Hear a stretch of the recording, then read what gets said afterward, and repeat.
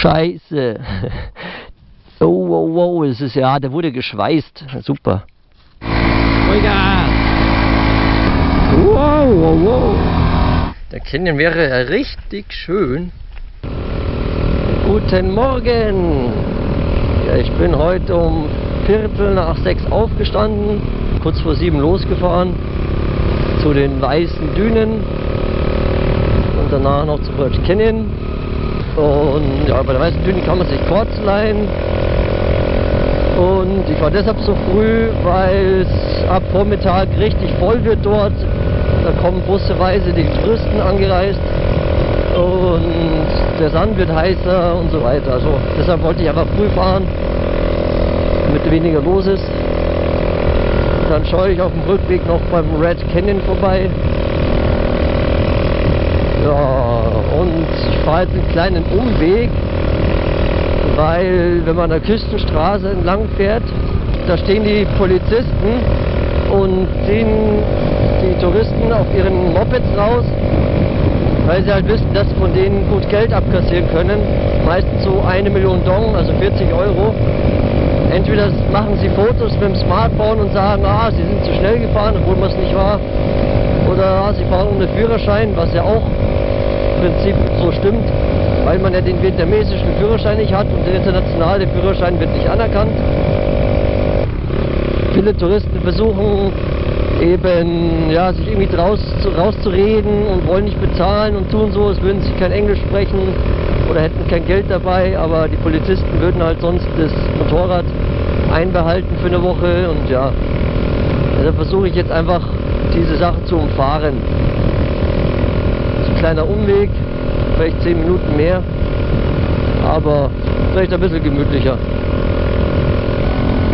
Ja, ich fahre gerade ein bisschen durchs Hinterland. Ist eigentlich auch ganz schön hier.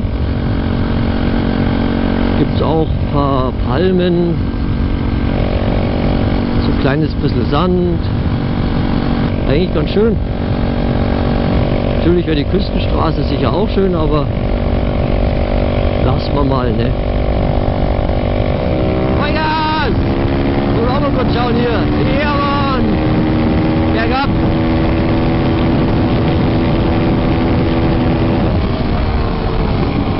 Okay, reicht schon wieder. Ich will sie nicht zu sehr quälen.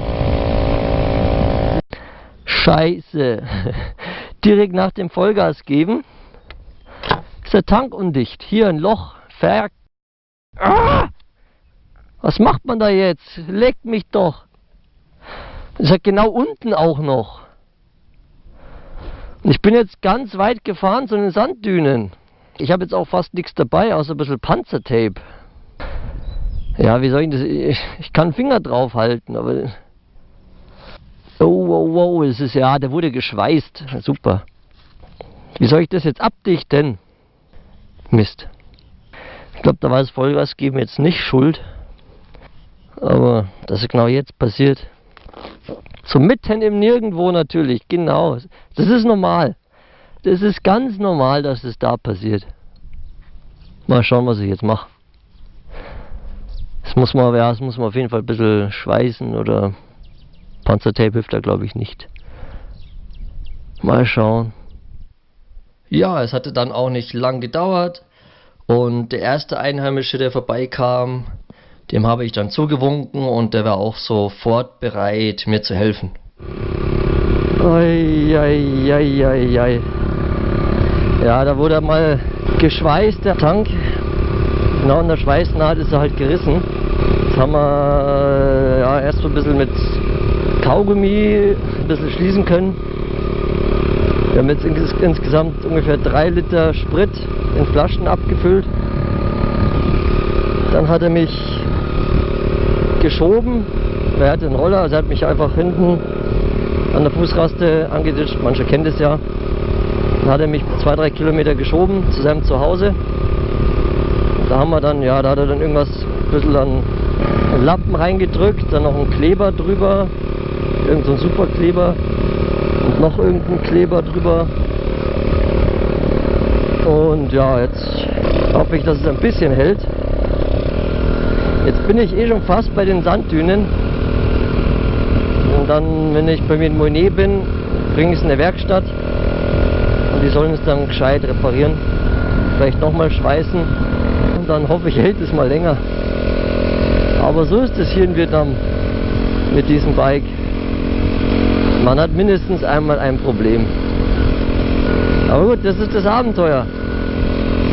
Ja, dann schauen wir mal, wie es weitergeht.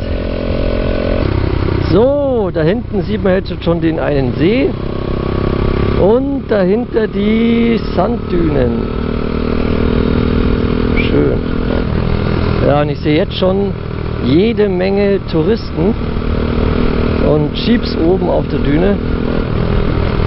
Bin ich leider etwas zu spät, habe ungefähr 1,5 Stunden jetzt verloren. Ja, muss man gelassen nehmen. Ja, die letzten Meter geht es noch eine Schotterpiste zu den Dünen. Ja, jetzt habe ich mir so ein blödes Quad geholt. Kostet 600.000 Dong, also über 20 Euro. Und da muss immer einer mit hinten drauf sitzen. Aber mei, passt schon. Ja, der Wind weht ganz gut. Und Visier zu.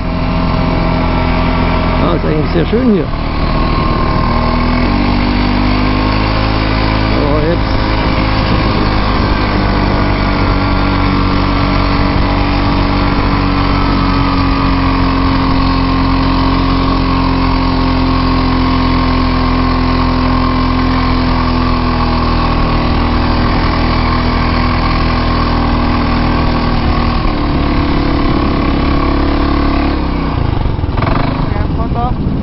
Okay.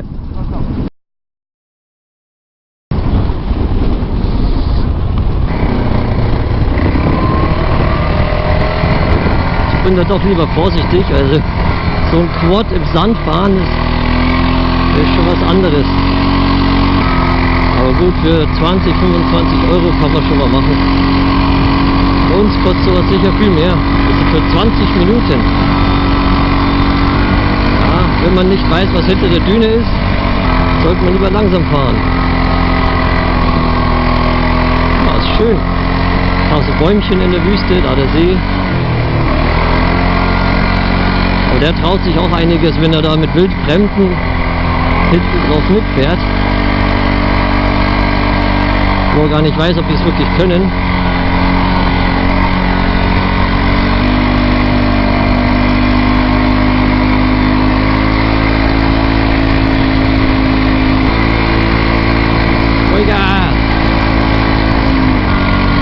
Die haben da wahrscheinlich so festgelegte Touren, die sie fahren. Einmal oben auf die Düne, einmal zum See.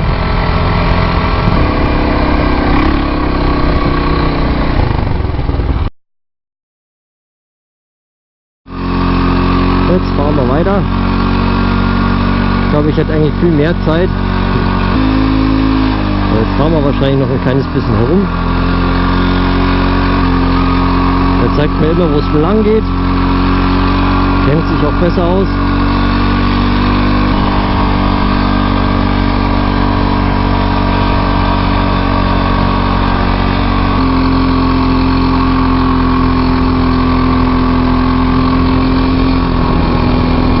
Uiuiui, da ging es runter.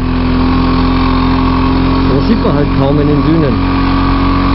Da muss man sich mal vorstellen, wie es bei der Rallye Dakar ist. Ich folge am besten den Spuren. Ja, beim Daumengas geben ist man ja auch nicht so gewohnt vom Motorradfahren.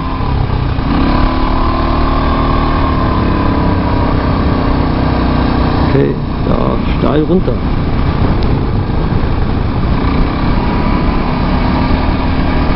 Wow, wow, wow.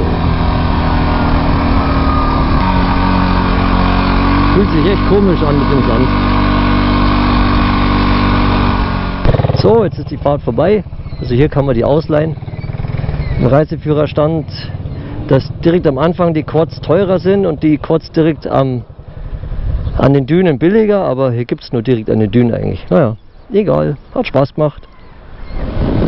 So, wir lassen jetzt die weißen Dünen hinter uns.